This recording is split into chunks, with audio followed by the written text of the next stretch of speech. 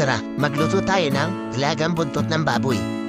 Ihanda natin ang mga gulay. Meron tayong mais, saging, patatas, sibuyas at pechay bagyo. FYI, alam ba ang English ng pechay bagyo? Chinese cabbage.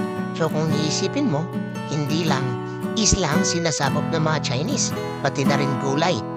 Kakabigay ko ng trivia na tapos ng hugasan yung karne. Ngayon, balatan naman natin yung patatas. Isunod naman natin yung sibuyas.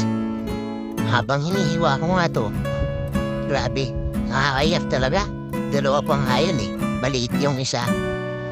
Balatan naman natin yung dalawang mais. Tanggalin natin yung mga buhok. Ay, tawag mo sa buhok nan. Tapos saging naman, balatan natin. Tatlo to, para I love you. Ang corny. Hiwain naman natin lahat ng gulay ngayon ayon sa laki na gusto natin.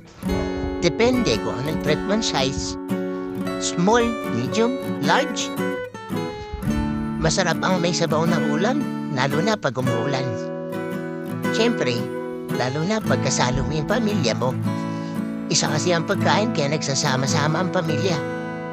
Kaya laging kumain ng sama-sama. Diyan, hiwain mo lang ang hiwain. Basta mag-iingat ka, huwag mong isasama ang daliri mo. Yan, hinati ko ang mais. Pakulan na natin yung baboy. Tanggalin natin yung impurities para marinis yung sabaw natin.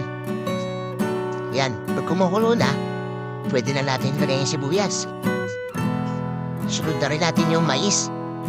Yan, ilahat na natin yung mais.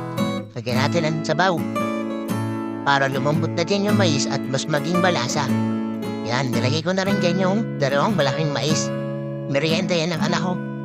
Ihabol namin natin yung patatas para lumambot na din. Saging. At sumunod, lagay natin yung ating pechay bagyo. Takpan natin. Pag lumambot na yan, pwede nyo lang ganyanin.